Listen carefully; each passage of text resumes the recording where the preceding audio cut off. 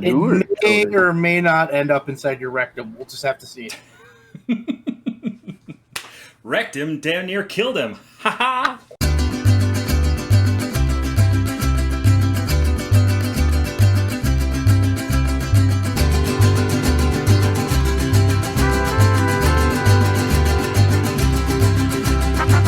Hello, everybody, and welcome. This is the BREWDCAST. I am, as always, Bud Robinson. With me tonight is Leon Robinson. How you doing, Leon? Hi, Leon's good. You didn't give me the I right fucked thing, up the right? bit. I apparently can't do it anymore. I'm just broken. It's And okay, bud. also with us You tonight can is change some things up. Talk Well, over I'm the gonna intro walk some more, you around. asshole. it's Robin Townsend. Robinson. Town. Robin Townsend? I like Tony Robin Townsend. That would be a good name for me. Yeah. It's like a pseudonym. So it has now come out that Town is actually a long-lost member of the Robinson family? That's right. Well, that we already knew that. That's Robin Townsend is not a Robinson, though. Oh, that's us playing with your name, Town. The Robinson family is one long branch. Hey. I mean, you're right, but still, like, you don't have to air our dirty laundry here. Isn't that kind of what we do? That also, yeah. I mean, yeah. Hey, let's talk about Dynamite. Hey, Moxley is a fucking psychopath. That know bed that? of nails was fucking crazy. Jesus Christ. What in the actual fuck, dude? What is wrong with him? Like, Oh. fuck. He was wearing a Jun Kasai t-shirt.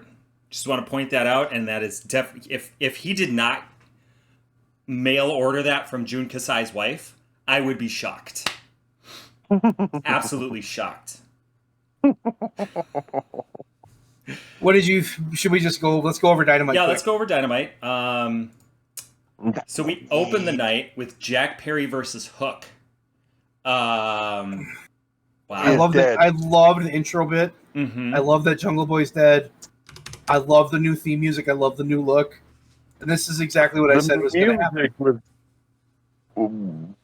What's the?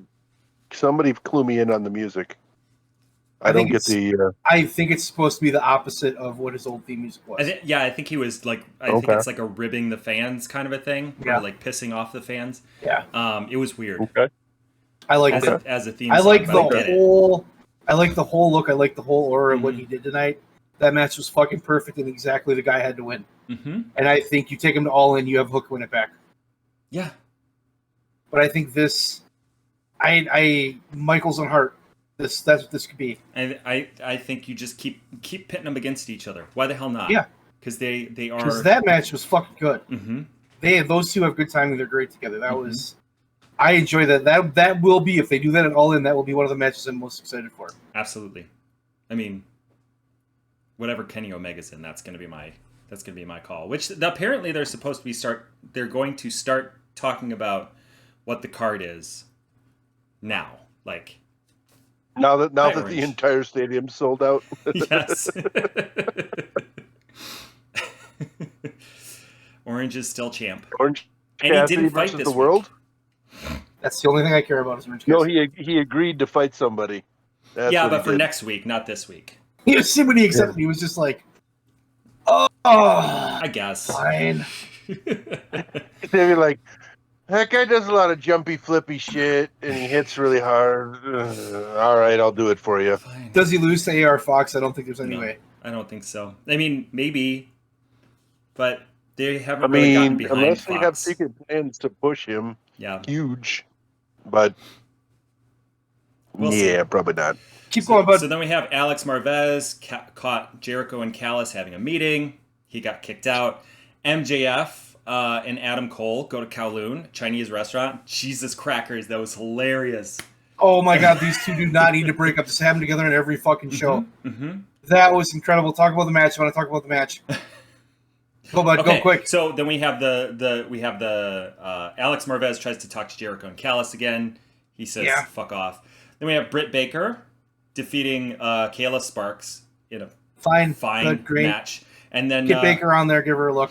Yeah, I fine. You want to talk about the next match? I'm I didn't care about this match at all, and I don't understand. No, neither did I. But now we have Better Than You, Bebe, interview with Renee, which was very silly. Roddy is like turning into like a 1960s helicopter dad. Yes. Like He's worried about his friend, man. He really is. He really is. And I don't blame him at all. He's running around with that neck thing. He's just like, he's not funny. Like Roddy, I don't know if maybe he's funny in other things, but like in this, he's just not funny at all. And he kind of throws it, but I'm okay with that. I think he's forgive the term, but I believe he's the straight man in this situation. I think so, yeah. If you'll forgive the and term. It's so perfect. It's so perfect. So fucking perfect. And then we have the match you want to talk about. Better Than You, Bebe, versus Daniel Garcia and Sammy Guevara. Before you get started, that mashup theme, awesome. Just awesome. Loved it. What was bad about this? The mashup theme, and then they did the fucking dance off. I never laughed so hard in my fucking life. I don't even know. That was so... Jim Cornette's gonna pop a nut. Yeah, he is. But that was so fucking perfect. Like, So, he may just finally stroke out after this one. how on earth do you have a dance battle where MJF is the best dancer? How? Because he's such a ridiculous dancer, but like Daniel Garcia is terrible.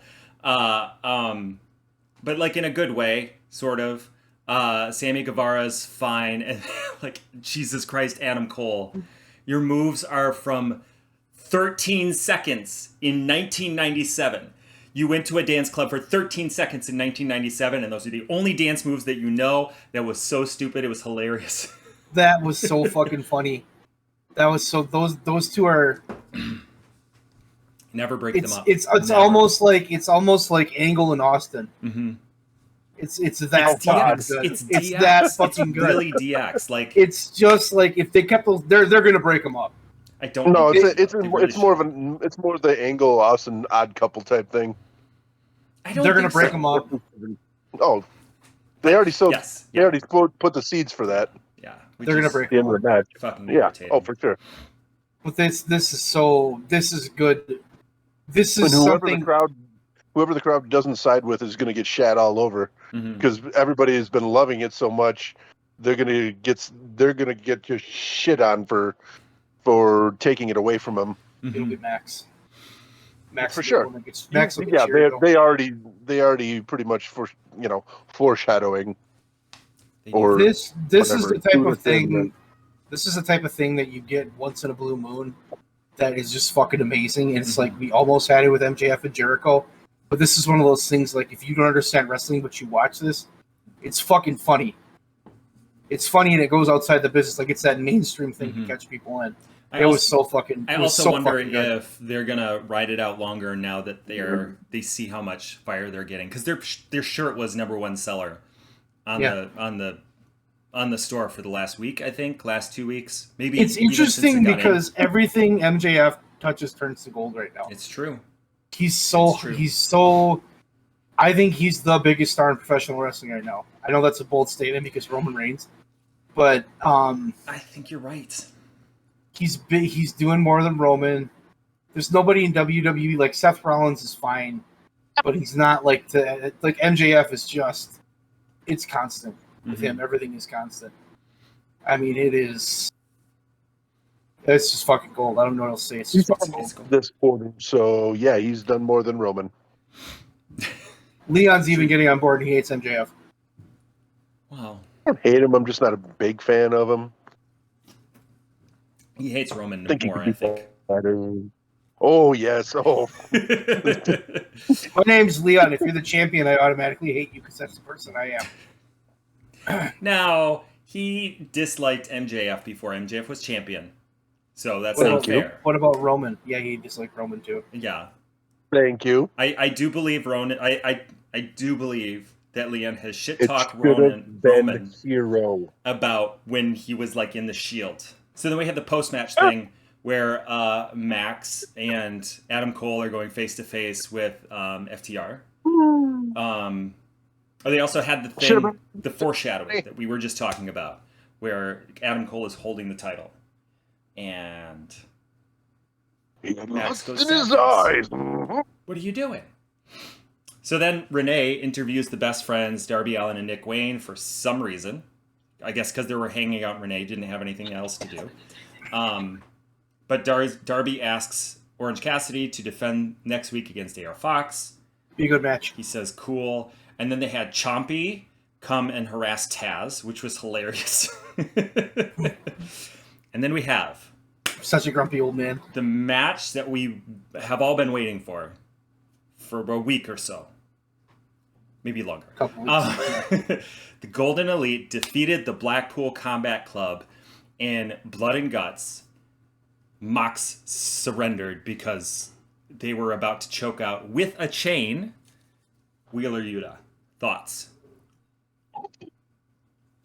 Are they turning? insane. Are they turning Blackpool back face, or is Pac turning face? Because I'm the ending of this match is confusing because if Pac just left, then he's the face, but then Takeshita left, so is I'm confused as what we're doing. Well, I mean, if you look at Pac, the way that Pac left was that he just said "fuck you" to everybody.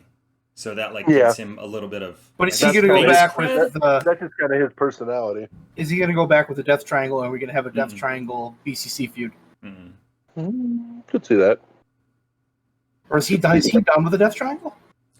I don't know. I haven't done shit in forever. We haven't said it. But I mean, he's out for 7-8 months with his shattered nose. So we don't really have any idea, but we. And Takeshita, I mean, it was pretty obvious that they were that was.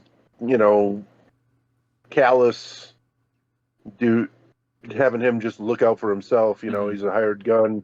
He's trying to fuck with Kenny, but he saw saw the tide of how the match was going. He's like, "Come on, get on out of here. Fight another day. We can make money later." I think those two, Pac and Takeshita, they left of their own volition. They didn't attack anybody. They didn't do anything against the Blackpool Combat Club, but they're still heels because they fucking left and they, flipped the bird. I mean, you could argue that Pac is turning a face, but it's kind of muddy. Takeshita, definitely not. Do they turn Blackpool Combat Club back face? I do not think so. Particularly, they never really turned heel. They just kind of kept doing what they were doing. Yeah, they just started attacking more faces than just. Yeah, but they were also using weapons, which is not something that they did outside of deathmatch style. They were going after Kenny Omega with a friggin' screwdriver. Opinions on the glass. Yeah. Was it real? I don't think so. I don't know. It's kind of what I thought. It kind of looked like that paper you have that sticks to you. That's shiny. Kind of looked like that. I think. Well, it looked like candy glass to me. That and that too. That looked like a mixture of stuff. That was. Because when you landed and if you got up, you weren't bleeding. Yeah, nobody. And if you got dropped into a real glass, you'd be bleeding from that. It got stuck in his back. Well, okay. That's the bed of nails was fucking insane. Jesus Christ. Jesus fuck, dude. And how do you fucking shotgun drop kick into that? Are you kidding me? How do you make that safe? And God. I know what I'm saying right now. I know it sounds ridiculous, but you can't make that in a situation where somebody's gonna get destroyed from that. So how do you make it safe? I don't know. Did you see how close they had together and the way the rivets were, or the nails were up and down?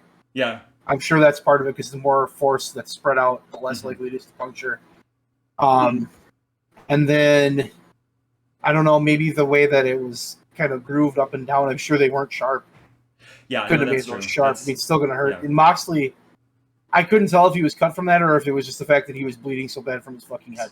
He's just fucking bleeding from every. I think he was the only one. Was anybody else bleeding? Yeah. In this moment, I can't. Wheeler. Was he? Wheeler was. I don't remember him bleeding. Oh yes, I do, because he was gushing from the. I love the spot where they poured the thumbtacks from the top of the cage. That was so. I was like, why the fuck is he? That I don't know which young buck was up there, but why the fuck is he still on top of the cage? I think it's just because it's ridiculous, but it looks cool. Yeah. I think that was Matt, by the way. I thought you were asking a different question, so I answered the question that I thought you were asking, and then answered the question that you did ask. You're welcome. I feel good. No, good. No, I thought it was a good match. It was Yeah. it was what it needed to be. People will bitch because there was so much blood and there was so much violence, but sometimes I mean, it's called Blood and Guts. If you are showed we up are we at expecting a point where we can honestly say that Dynamite is the more acrobatic, Mhm. in-ring focused, hardcore promotion, and Collision's a little more sports entertainment mixed with some like late '80s wrestling.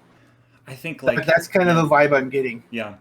Because what I'm actually reading when I read shit that people write is a lot of people who hate Dynamite fucking love Collision. Mm-hmm. Like they love Collision. They think Collision is better than Raw. And these are like WWE fans. So it's kind of like, if they can keep this going, they have done something that WWE has never been able to do. Mm-hmm. You have two shows that are two completely different entities that are doing their own thing and they have their own style, which I think is yeah. And the other thing of that is like, if just you the don't promo segment at the beginning. Yeah. If you don't hit certain fans with Dynamite, you can hit them with Collision, right? Or like vice versa. Or you get fans like us who are just like fans of the product, they're gonna watch both. Or maybe all three. Gimme. the more Gimme. the more of this I watch, the more AEW, the more Dynamite, the more I start to realize that not only was my issue, I wasn't necessarily tired of wrestling. My issue was I was tired of WWE and the way they push shit and the way they do shit. Mm-hmm. Because like I saw Dynamite, and Dynamite was so different. I'm like, this is the product I love. This is what I want to watch. Now I watch Collision. I'm like, well, no, wait, I like that too. So maybe it's just the fact of the way they're making it a little more, I don't know, realistic and a little more, I don't know, it just makes sense. It's not WWE doing weird shit where guys heel face. It's a little less.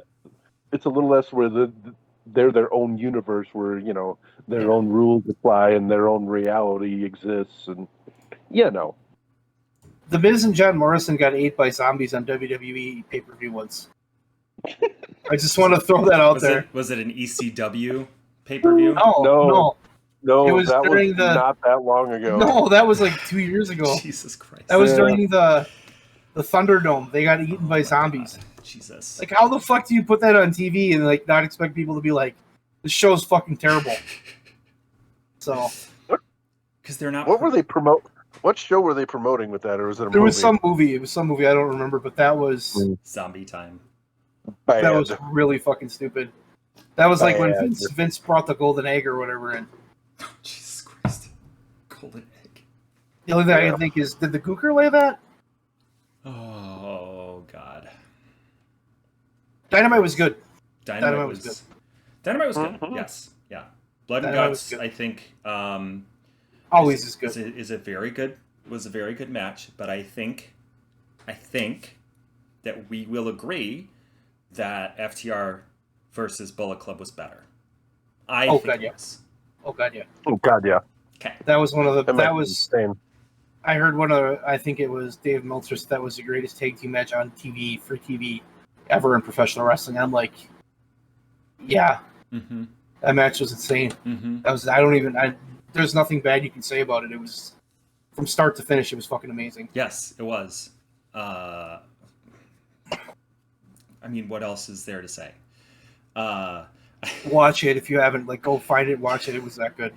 Yeah, it was fucking fantastic, man. So of course, That's pro FTR wrestling at its best. 2-1, and this fucking match went an hour. Like they almost went to a time. It only went 58 minutes, but okay. Yes, it did not hit the time limit. It had a 60-minute time Technically, limit. Jones. I over here. heard that. I heard there was 5 minutes remaining or whatever. I'm like, is this going to be another fucking draw? And then they did an ending, and I was like, holy fuck. And that ending, Jesus Christ. The double sharpshooters, did you hear that crowd? They get it. Fucking nuts. Like, FTR gets it. Not both teams get it. Yep. And then I was expecting that to be the finish for the two, but then they circled back and brought in the story of Dax's knee, and he's wrecking it. Which leads me to believe that maybe Better Than You Bebe might win. It's possible. I just want to point this out real quick because I read this on the Reddit. Someone pointed out that FTR has been the tag team champions for I don't remember the exact number. It's been a while, like since January ish. I think so. Yeah. They've only defended their title twice. This was their January? second. What? No, not January. That's not right. March or April. Twice in 6 months? That can't be right. I would be bitching about them. You bitch about everything.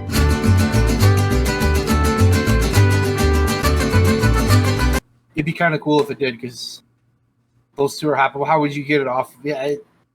Every time you do that in WWE, you run into that problem of, oh, these two guys that are main event feuding won the championship. How the fuck do you get it off of them? One turns on the other, or they like just don't have them anymore. They just get stripped. So I mean, how do you really? I don't know. Keep going, bud. So and that kind of takes the world title out of play too. So. Mm-hmm. Yeah, very true. That's the reason why I never liked those. It's just, I mean, it can make for some good entertainment, obviously. I think the like problem doing with it. I think the problem with it, though, all the way to the title, the problem with it, though, I think, is that WWE does that so often. Mm-hmm. It's like one of their tropes. So you see that shit happen all the time, and you just go, "Oh, we're fucking doing this again." Oh, we both fucking rolled our eyes when they started this whole thing. When conversely, if you look at MJF, that's kind of a brilliant idea to like win the tag team gold, because he doesn't care about the tag team gold, and the more he defends the tag team gold, the less he has to defend the world title, which means he can say, "I have now been the longest world champion," or whatever, and then use that in 2024. So we had the Blood and Guts promo after that.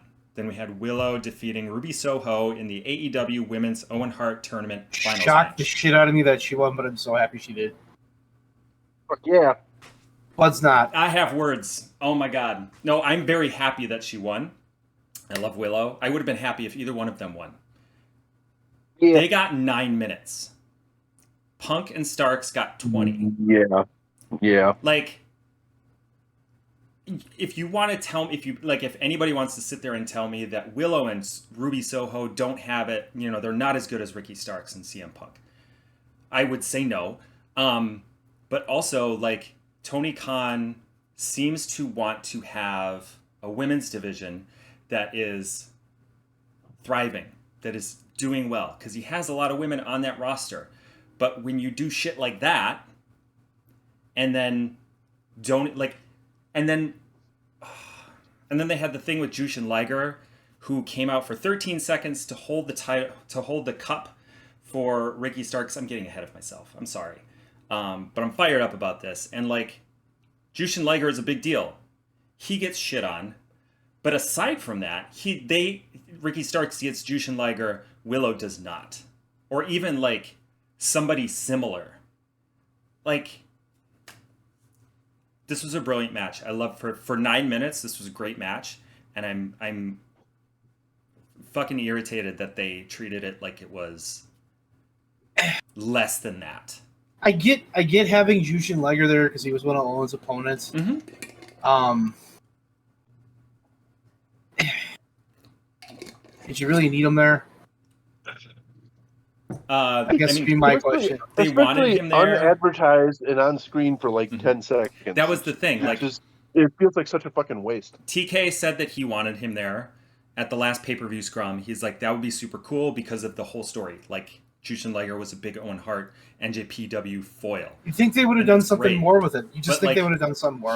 He was there for 10 seconds and he's just like, here you go, and then he's like, oh, okay, that sure does suck that I didn't get to say more or whatever. The issue that I take with this match is, coming out of it, I don't feel like either of them is a bigger star, because it was short and it was just kind of like it ended okay.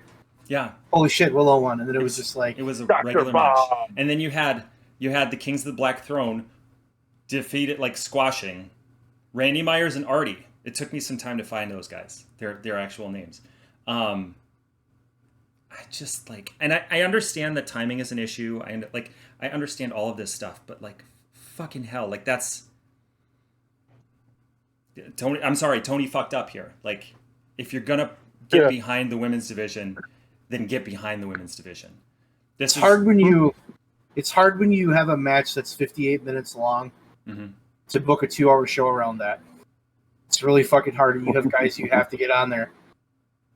Like the Blackpool Combat Club, you want them on your show. You need to find a way to get them on your show. So I don't know. I don't know what the right answer is. I get why they did that.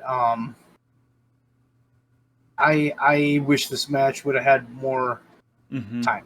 I wish this match would have had more time because it needed a little more time. And what are we doing with Willow? I mean, they're clearly pushing her. Yeah, but are they? Right. Like what are they going to do with her now? Like, because she can't. She's got a belt from Japan, which is awesome.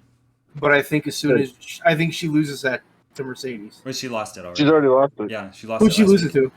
Julia from Stardom. Okay. They're clearly setting up Julia versus Monet. Yeah. Because that's what that's what they were going to do to begin with. So is Willow going to, like, what the fuck are we doing? She's not going to fight for the world belt because that belt is wrapped up in the feud already. She's not going to go for the TBS because the TBS champ is a face, and I don't think Willow would be a heel. I bet she could, but not right now. Yeah, like you have too much good faith going. It's like, what do we do with her? Is she going to become like a pawn in that main event feud where she's just kind of there? I mean, I don't know. I mean, you could I'm put glad her up she against won. Tony. Against who? Against Tony Storm for the world title. I mean, you could. Yeah, but the money match isn't isn't that. You know what the money match is? It's Tony Storm. That's the rematch for the women's belt.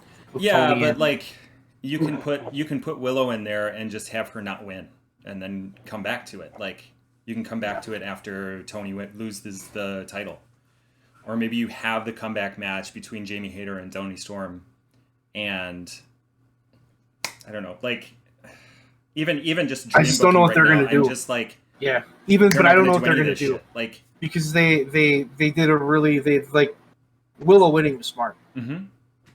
The way they did the match was not smart. Like I said, it was afterwards. You were just like, "Oh, Willow won. That's crazy." I also look at the matches as they like. We talked about this before that they do not put a lot of emphasis on the women's matches, and now that we're going to have more time, you can put more women on, and I have not seen that. They have more women. Let me correct myself. They have more women on. They do not give them. They're not really giving them more time per show. No, the amount of time they're getting each show is staying exactly the same. 1, maybe 2 matches if they're lucky. Yeah. I don't know the answer. I just know how I feel about that. And I don't disagree. I don't disagree with that. So, having said all of that, we can talk about Ricky Starks versus CM Punk, unless anybody has a burning desire to talk about Kings of the Black Throne demolishing 2 enhancement talents. That one guy did the one kick thing and knocked the guy out. Yes, yeah, that was it. No, the line, well done. Like the thing that I put in the chat, like I don't think that they had ever named his finisher like that. Oh no, you're right. It's been like a spinning heel kick, mm-hmm. But they called it Black Mass like they did when he was in WWE. I wonder why that is. I found that interesting. Must have got rights to it, or somebody fucked up. I'm thinking the latter. Yeah. No, you fucker, you fucked up. You're fired. No, that's Not a different really, company. Though. Different company. Sorry. Fired, pal. So let's kiss my ass. You're fired. So Ricky Starks versus CM Punk. Ricky Starks won, of course, with the grabbing the ropes. I don't know. When you said that he cheated to win, I was like, because I hadn't watched it at that point. I was like, who cares? Like, Eddie Guerrero cheated to win. Ric Flair cheated to win. Yeah. Like, you can cheat to win and still be a good guy. But then the rest, like the story after that, is where I was like, oh, okay, yeah, you are absolutely right. Like, they're turning him. Like, why? I don't get it because he's been so hot and he's been such a good babyface. Why the fuck are we gonna turn him heel? Now if you're gonna turn him heel and feud him with Punk, what's gonna happen? He's gonna get fucking cheered and Punk's gonna get booed. Yeah. In some cities. That was the one thing that depending on where they are. The one thing that I wanted to point out was that CM Punk is right now doing what Cena has failed to do, like to split a crowd, but like still get a gigantic pop. Like Cena, when he was heel, he got decent pops. When he was a face, like full blown face, he got good pops. But like when he was playing the tweener, it was sort of like meh. Like the pops he got were kind of just meh. And Michael Cole had to tell you, okay, half of the people are booing him, half of the people are cheering him. It's just because they're having fun. Everybody loves them. That's right.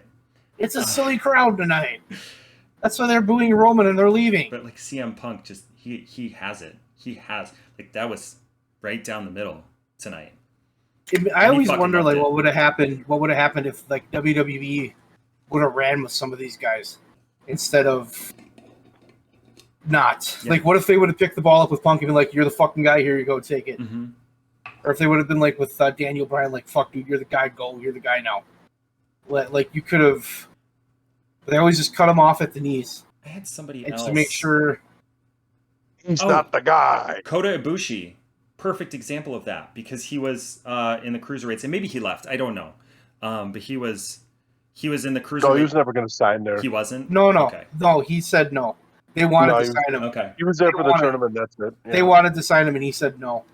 Okay, never mind then. I was like, they fucked up, but they didn't. No, Kota Ibushi was smart to not go. Yeah, for sure. That tournament was amazing. Mm-hmm. That tournament was fun. That tournament was really good. But you could see instantly that they had no fucking idea what to do long term with those people. Yeah. So they made a show. Which is unfortunate. And the show was, from my understanding, pretty good. I didn't think they have it anymore. The in-ring work was okay. Okay. But then it got preposterous, especially when Enzo Amore got the championship and was like the main focal point of it. Yeah, I remember that. 205 Live. And they had dudes like legit dieting down trying to hit the 205 limit rather than the old 220. It's like, it's a fucking work. Yeah, we don't need them to. I'm not drop entirely fucking 20 pounds. I'm not entirely convinced that CM Punk is 218. I've heard him called 218 for the last 18 years. I think it's. Well, he fought at 170 in UFC, mm-hmm. and it didn't look like he cut very much. I mean, this is kind of. So I'd say he's maybe 180. Yeah. 190 now. He said he was at 240 when he was in. What did he say? OVW. He was. If you go back and look, he was pretty good. He had kind of gassed up a bit there. I don't remember who the person was, but one of the people in his documentary was like, he looked like balloon CM Punk. I was like, yeah, he really did. Yep. Mm-hmm. Continue with the show, bud. Well, that was it. Ricky Starks won. Battle of the Belts. He went and got. Oh yeah, I didn't really care about Battle of the Belts. That's a new show. That's a different show. Yeah, and none of the titles changed hands. Actually, never do. The OC Lance Archer match was pretty good. Not bad. It was great. Then the ending happened. That ending sucked. It was such a bad ending. And I'm fuck. I don't even remember what happened. The other guy got counted out. Murderbird got counted out. Oh yeah, that's right. They were fighting outside, and then he was paying attention and dove in at the last second. The crowd was not happy about that. I very much appreciated the OC doing the DDT in front of Jake, and doing this thing, and then going like this, and this match, the ending was so bad. This match sucked. The question I had after this match was, and I'm going to let you weigh in, Town. How much longer are they going to run this? How much longer does he have on the international title? I don't even care who they give it to. I look at it and I think they're very close to running its course. I look at a match like this, then I say yes, and then I'll watch AR Fox and him go on next Wednesday, and I'll say just keep the belt on him. Because it depends on the quality of the matches. Mm-hmm. If he's gonna have really good fucking matches, he can have that belt as long as he wants. But they have to. He's a star, and they've built him up, and that what's going on is a big deal. So you can't just drop it to whoever. You have to have a very well thought out plan of what you're doing. Yeah. And I think that's the problem that WWE has with Roman Reigns, but it's much more exaggerated. Like Orange Cassidy is not held that belt for a year, and I don't think he will because it'd be October. I don't think there's any way. But does he lose that belt and then come back and try to get it back, or does he go on to the world title? I mean, like, what does he do? So that's a big question because now you have a commodity. He's the guy who's a commodity that you have that can do some shit. Like, where are we taking him from there? So I think they want to have that ready too. But I think you keep saying get him off TV for a little bit. I think that's probably not a bad idea. Give him like a month or like 3 weeks off. Then bring him back. Bring him back with Danhausen. Yeah. How much longer does he have? He had a pretty nasty injury, from my understanding. I think that would be cool. Can't be that much longer. Throw him in the tag team. I think the issue. Well, you can't put him in the tag team. I think the issue is that Orange is. I think Orange is beyond that right now, but he could. I think he's good. I think he could be a good opponent for MJF. And just as a pay-per-view guy, like go main event, do your thing. That reminds me, I heard a thing where it looks more and more like AEW is going to go to a pay-per-view every month. No. And that's my response to it. I still want it. No. Unless it's on Max. Yeah. If it's on Max, then I'm okay with it. But if I have to pay, I'm still not gonna like it, like booking wise, because I feel like sometimes they're still throwing together matches like the show Dynamite before, Collision before. My only issue with it is one of the things about Dynamite and Collision right now is that you're going to get some marquee matches on there because you don't have a pay-per-view every month. And the champions have to do shit, so you're going to get some really good matches on there.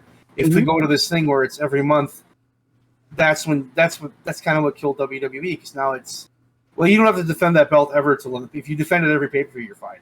Yeah. It's like the IC, the Intercontinental Champion, never defends the belt until he goes to the pay-per-view, and that's kind of, I think, one of the things that AEW does really well is, like Orange Cassidy's out there defending, everybody's out there defending, so I just...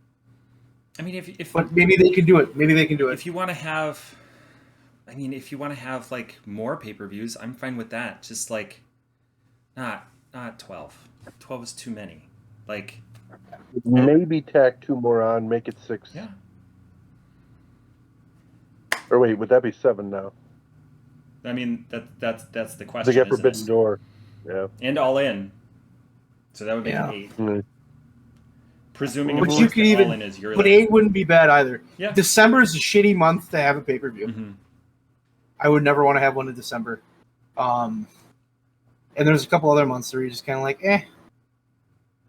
December is one. The summer months are a little harder too, I think. August is easier. Like June and July, nobody wants to sit in front of a TV. Like you're out doing shit by August, you're kind of like, Yeah, but that said, they've had Forbidden Door, All In, All Out. What was before Forbidden Door? Like they've had a busy summer and it's done well. Yeah, they've pulled in lots of money. I'm just saying, there's times where you could not have. There's months where you couldn't have a pay-per-view. Yeah, was my point with that one. So that's a very good point. What are we on for this review of Collision or Battle of the Belts? So we just did OC versus Lance Archer. We had the Shivani interviewing the Acclaimed, which I was like, why? Because it's Battle of the Belts, not Battle of the Belt, but also we hear from the Acclaimed for some reason. But they announced some matches, which was nice. And then we had Toni Storm defeating Taya Valkyrie, so we're told.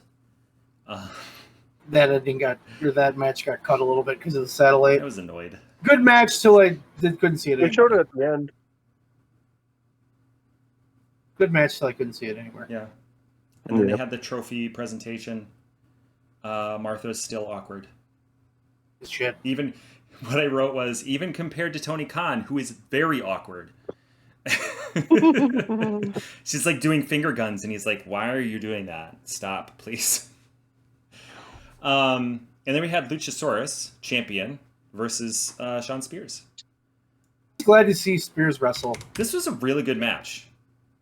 It was, but it was just it never caught me because Luchasaurus was winning this match. Yeah. You know, Yep. there was no two ways about it. I'm glad Spears got that. He's a guy that should be doing more, but like again, he's one of those guys where it's just like there's that one little piece that isn't there, and I don't know what it is. I think he and Ethan Page, I think, is in this category too. He's just one of those guys. Pac, I think, who have been there forever, and they rely on them for a lot, but they don't get their push, and that's. I would agree. Not like Pac gets a little bit of a push though. A little. Pac's is like a solid upper mid card guy, kind of a main event guy. They keep him pretty strong. But I think they could bump him up. Like he can go with Kenny. Oh, Omega. I don't He disagree. can I don't go disagree. with pretty much anybody who's I on don't the main event disagree. roster at this point. But they don't pull the trigger on. I don't know. Like I guess one of the frustrating parts is that like when you see somebody like an Ethan Page or like a Sean Spears, like when you don't see them thrive in WWE, you know why it is. It's because Vince doesn't like him. Like that's pretty much the gist of him. For some reason, Vince doesn't like him. When you see that in AEW, you're like, why? Like, why aren't you doing anything with this guy? Pac is incredible. Sean Spears is incredible. Like, why aren't you? Sean Spears is incredible, but he's missing something. Yeah. And I think Ethan Page is missing something too. Mm-hmm. Pac, I don't know that I don't think he is. I think he's great. I just don't know. I mean, he's not the biggest guy, but that doesn't really matter anymore, which is good. I don't know. When part of that is just like Tony has to get behind him, and maybe this blood and guts match is the thing that will get him behind Pac. Who knows? I do imagine because he was getting so like grumpy towards Claudio, that they're gonna do Death Before ROH, Dishonor. yeah. Dishonor, not Disano. Death Before Dishonor. It's a different thing. That's it. Collision was good. I didn't think Collision was as good as Dynamite this week. Or last week's was as good as this week, I should say. As a whole, correct. I would agree, but I appreciated the 2 out of 3 falls match more than I appreciated Bloods and Guts. Bloods, Jesus Christ. Yeah, the 2 out of 3 fall match was pretty fucking amazing. Shit. Like on that, because during this match I had a thought, and we've talked about this before, and I want to have maybe a little bit more of a deep dive. The DDT, and this can be said for many finishers.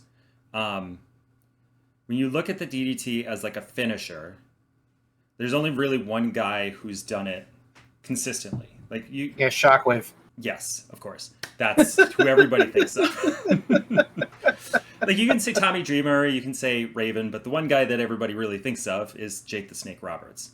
The guy who invented it. The guy who invented it. And Jake the Snake has said the reason that it gets used so often, but nobody uses it as a finisher, is because he did it the best. Because that's Jake. Like that's just how he is. That's shit. Fucking being Carney, straight It's working true. right there. Yes. And then marks like us like look at that and say, well, DDTs are being overused.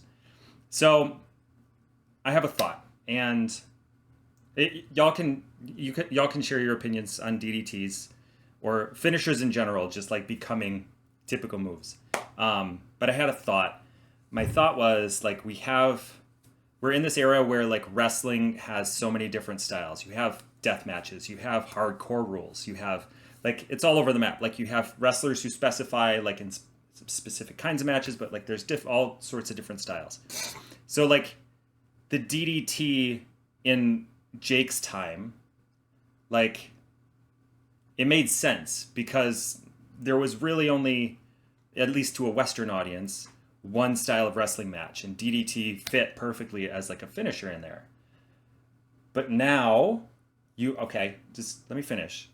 When you have all of these different kinds of styles of matches, like a DDT will not look the same in a retro kind of 80s style match, like for example FTR versus Bullet Club Gold, as it will in like a luchador, like a lucha libre high flying match. And I also think like that's part of the reason why a lot of modern wrestlers have multiple finishers, because they know that they have to apply them to like different wrestling matches, different wrestling styles. And I've talked too much, so. Okay, Tom's going to disagree with you. How dare the you? First thing that, How the dare first you? thing I'm going to say is there wasn't one style of wrestling back then. There was probably more than there is now, because each region had its own preferred style of professional wrestling. That changed when Vince McMahon, took over and kind of made everything like we are so centralized. WWF in the 80s and 90s. If I say 1980s wrestling, you automatically think of the dimly lit arena, the WWF ring, and like Rick Rude beating a jobber. That was one style, but like if you went to Memphis, it was different. If you went to the AWA, it was different. If you went to Mid-South, it was different. No matter where you went, if you went to Oregon, they all kind of did. They did different stuff. So I think saying it was one style and that style fit that. I think is most of the people that have a ton of moves are wrestling fans. And as a wrestling fan, growing up a wrestling fan, what do you want to do? You want to emulate people and you want to do the cool moves. Jake Roberts does a TDT, I'm doing a DDT, but it's not my finisher because my finisher is even better. Mm-hmm. Same thing with the super kick. Well, Shawn Michaels is an awesome super kick. I do a super kick too. My finisher is so much fucking better than that. I think it's just a matter of people wanting to use those moves, and then it's just kind of becoming each generation bastardizes it more and more. Because if you remember the Attitude Era, they were doing DDTs all the fucking time. Mm-hmm. And that, that was when that one started. And then through the mid 2000s there, it got even worse. And now it's like, who doesn't do a DDT? The transitional move. That's all it is. And it just kind of ran its course. You could get it over again, though. It all depends on how you sell it. If you had a guy come in like, DDT's my finisher, I'm going to fucking drop people with it, it'd be fucking great. But yeah, they're not going to do that. And we just got to have guys selling it like death. Yeah, and I think that's really just what it is. I think a lot of these, because if you think about when we wrestled in a backyard, if we saw a cool move on TV, what's the first thing we wanted to do? We wanted to add that fucking move. We did shit that was stupid because we'd add a move that just didn't make any fucking sense, but it looked cool. And I think that I think that's how that plays into it. Because I don't think again, you could, if you sell it, it'll make it look good. But I think right now it's just these guys want to do cool moves. I do take umbrage with the idea that somehow the DDT or any other match, any other move, leg drop, the stunner, like fucking everybody does the stunner now, or the cutter, that it's been bastardized. But because I look at, I guess what I'm trying to say is less about the style, because you're right, there was more than just one style. Is that like when we look at wrestling in a certain time period, it looks different because like the moves that we are accustomed to are savage in their own way. So like a DDT looked really savage because if you think about it, it's like somebody getting dropped on their fucking head. Like that's ridiculous. Rip it on their fucking head. But when you do it over and over again and everybody starts doing it, then it's like, oh, that's like, who cares? We've seen this move a million times, and you have to up the ante.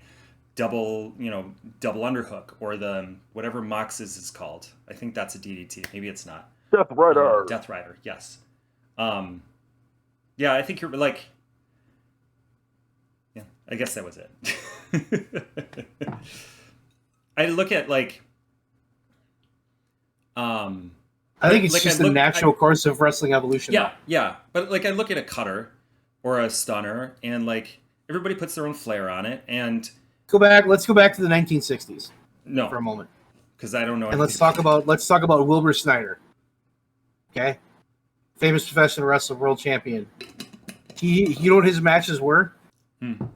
He'd lock up with you. He'd throw you to the ropes. He might give you a clothesline, and he'd put you in an abdominal stretch. And he would hold that on for 5 to 10 minutes, and eventually you would tap. And his abdominal stretch was the most feared move in all of professional wrestling.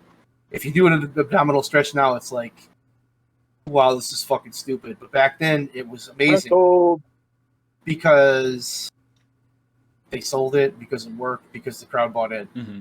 So, and I think the crowd just, I mean, as a professional wrestling crowd, we hit a peak. Like in Attitude Era, it became that whole, and that WWE said this a million times, like, where the fuck do we go from here? Like, we don't have anything else we can do. And they were right. Like, you pushed that boundary so far. But now as you're sitting here in 2023, some of that shit, we just, it's where do you go? Where do you go from here? And I think that's the problem is we as fans, we always want more. Mm-hmm. And then they have to go out and do more. And it's like, now a DDT is like, whatever, it's DDT. I don't give a fuck. Do a backflip and land in glass while you're on fire. Because they fucking called for fire tonight. Having said that, I know, I heard that. I do want to point out that correct me if I'm wrong, because maybe I missed it, but MJF and Adam Cole did win with a double clothesline. So I think you're right. I think you can go back to the DDT. It's just a matter of like, I don't know if recycling is the right word, but like taking that older stuff and repackaging it and making it something that's more palatable for, or not putting some effort into it, finding a way to make it work. Yeah, that one's the whole thing because Max said it before their first one. Like, we're going to hit that double clothesline, bro. Mm-hmm. And what has it been, like 3 matches now, and they finally hit it and like, haha, got the finish. They built it up that way. I was certain they weren't going to get the pinfall from that. But yeah, got the biggest pop. Well, I think it was more the Panama Sunrise right before it, which is another one of those whole, I guess, arms race of finishers that you've been talking about. Like, remember when I first heard about the Canadian Destroyer, I was like, how the f*** is somebody doing a front flipping pile driver? And then I see it, I'm like, Jesus, the poor person taking that. And now, fucking Dustin Rhodes has a version of it. I was just going to say that, yeah. He fucking did it the other week. Like... Yeah. Absurd. We need the Great Khali to come back and use his chop. Get that over. Just one stretch. Chop! Say chop while you do it. And then Orange Cassidy will just fly out of the ring because he'll be the first one to take it. Any other wrestling items, bud, besides... No wrestling. You don't have anything? No other things to talk about? No. Should I? I got one. Have I not done my homework enough? No. I haven't. No, Towns. Well, okay, hold on. There's one thing we didn't talk about last week. Okay. Mantar. Oh, yeah. Mantar died. I watched a YouTube video about him like 3 days ago where the guy that was talking about him was like, everybody acts like this was a big slow guy who couldn't move, but look at all these amazing moves he did. He did all these amazing power moves, and I watched it. Mantar was just bad. There's no... Like, the guy died, and I feel bad, but as a wrestler, not very good.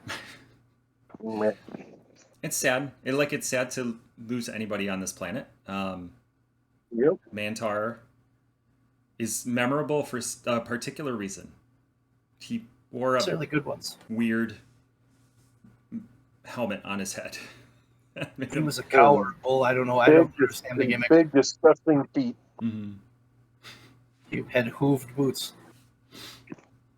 I guess that was the whole thing with it. Like, Vince saw his fucking feet, and they were huge and disgusting. They looked like kind of hooves, and it just kind of grew from there. Make him a cow, pal. All right. Downey's terrible question of the week. Yeah, let's do it. You guys ready? Yeah. I want you to think of oh boy, the most annoying but catchy wrestling theme song of all time. Annoying. It's got to be catchy. Like, you hear it, and it gets stuck in your fucking head. Fuck. And then you can't forget it, and you hate it. I was gonna say Don Callis' theme right now. That's not catchy. No. Santino Marella comes to mind, but I don't really remember his theme that well. In this moment, I am... It's a theme like right now that you could sing right now, and you hate it. And banging it's like... it, banging it, banging it, banging it. Da, da, da, da, da, da, da. I don't... Whose fucking theme is that? It was I don't remember what the team. Too Cool. Oh, Too Cool. Yeah, Too Cool had a bad theme. Yeah, that's a good one. That's a fucking good one. So annoying. Like, that's the second one that came to mind. Leon, what do you got? Honestly, the first thing that came to mind was the New Days theme when they first came out, and then it just got so fucking over. It's interesting because like I think of like the Honky Tonk Man's theme, which was designed to be annoying, but it was so good. It was so bad it was good. Mm-hmm. So it's not really annoying. That Rick Rude's WCW theme is like, it's on my playlist. I listen to it all the fucking time. What about I'm an Ass Man? Oh, yes. That's a terrible fucking song. Yeah, but I listened to it all the time when it was big. It's terrible. And it's like, it's stuck in your fucking head. It's just like, that one's bad. The One Billy Gunn is another one. This is very Billy Gunn focused for some reason. But the One Billy Gunn is the cheesiest fucking song ever. If you listen to that theme, it's so fucking bad. I don't even remember. I have not listened to it in ages. I'm trying to think of what else.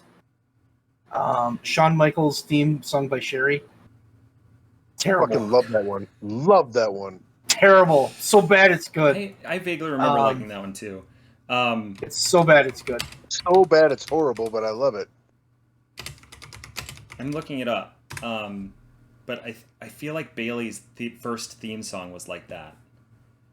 Annoying, but it was also apparently. What about Billy and Chuck? Their theme song. I can't remember what the fuck that was. It was like a love ballad. Or Good to Me. I love that song too. Mike and Maria Kanellis in the WWE. God, fuck that shit. Was that That song was amazing. So fucking bad. I don't remember. It's like so bad. It's look it up. Mike and Maria Kanellis. Oh my god. I'm not gonna lie to you. That gimmick is so fucking amazing and could be done so fucking well if it's just got the chance to like breathe and do what it needed to do. Mm-hmm. That gimmick could have been fucking amazing. But it's WWE, and they didn't get instant results, so they said, fuck off. Two people that are so in love, it's sickening. That's fucking the most perfect it really thing is. Ever. It really is. But they didn't. Yeah. They just didn't run with it. They made him a cuck, because that's what Vince likes to do. They were running that and the fucking Rusev shit at the same time. They were. It was so bad. Ashley you know what I love? I love fucking Tyler Breeze's theme. That's a good one. Fandangos. Cha-cha-la-la. You know, the one that I might get I might get shit for this, but the one that drove me absolutely nuts, but still got stuck in my head was Undertaker's Kid Rock theme, American Badass. That song pissed me off so much. I was very partial to the what was it? You're Gonna Pay, the Big Evil one. Fucking love that one. Oh, is that one, is that the Johnny Cash one? No. It was back from when he was still the American Badass Taker. Oh, okay. And it was the Big Evil time. Was that when Jim Ross was calling him Booger Red? I believe him very, very well might have been, yeah. Booger Red. It was like when he was. I want to say it was like when he was feuding with Hogan and shit for the world title. It was when he was heel as the American Badass, the biker thing. Mm-hmm. You're gonna pay. Like that one's like fucking workout playlist worthy and everything. It's good. Some of the themes are great. They're so fucking bad. They're good. Those are like my favorite themes. The Bushwhackers had a good theme though. The Beverly Brothers. I'm trying to think who else had a shitty theme. The Attitude Era. Val Venus's theme was great. Oh god, yes. Hello, ladies. That was a perfect theme for him though. Whether it was good or not, I'm not sure, but it was perfect for him. The saxophone. Yeah, I think there's a lot of them that are just you listen to and they're just like, this is so cringe. But like 90% of Jeff Jarrett's themes. Let me scratch that. All of the Jeff Jarrett themes that were done by Jeff Jarrett. Thank they you. were all pretty cringe. With My Baby Tonight is like a fucking classic song. I don't It want you is. to rip on it. But it's also cringe. In my days.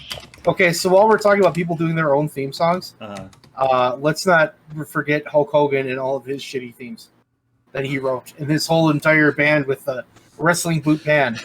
And I Want to Be a Hulkamaniac. He wrote shit. I honest to God think if you played I Want to Be a Hulkamaniac backwards, you would somehow summon Satan. Probably. Just throwing that out there. You Start a Fire for Bret Hart. That was another bad one. That and Shawn Michaels, Tell Me a Lie. Those were both shitty songs. Oh, Jesus Christ. Didn't Brodus. Didn't OC come out to that Bret Hart song? Not when he was Orange Cassidy though. It was when he was a fire ant. In Chikara, he came out to "You Start the Fire" as a fire ant, Crazy. which I think is just hilarious. That makes considering sense. how many times we've compared him to Bret Hart. What about Chester McCheesington's theme? Do you guys remember Chester McCheesington? Not at all. With Al Snow. With Oh, Al God. Snow and Steve Blackman. The little cheese guy. Oh, good lord. What? That was at WrestleMania and they beat him up after they lost the title match. Latest song. Oh yeah. You know what song is I can tell you what theme song is so bad it's good. The Dude Love theme. Oh God, yes. It's Fuck so yeah. fucking bad, but at the same time Fuck it's yeah. just it's so fucking amazing. So fucking amazing. Classic, deep fucking lyrics. Gotta love that shit. I loved his. I loved when he came out as Mankind for.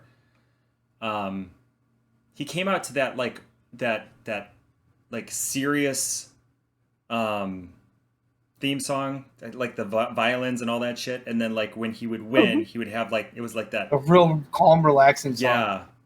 Yeah, Yeah. That was his idea, the whole Silence of the Lambs thing. yeah. All right, we're just kind of like Freelancing on themes right yeah, now, which we is great. really are. Trolling the internet Let's now. put her to an end. All right, so this has been the BREWDCAST. We have been talking. We do the same thing every week. Scrolling Like, through theme list. yeah. So CM Punk is bad. No, CM Punk is good. Fuck No, that you, was last CM year. Punk is bad. it was last year. Now everybody's cemented their opinions. We all know Fuck where you, everybody CM stands. Punk is Of the good. entire wrestling industry. And then Yes. every like 5 to 10 minutes, Leon just goes, I hate Roman Reigns. Yes. CM Punk is boring. Bye.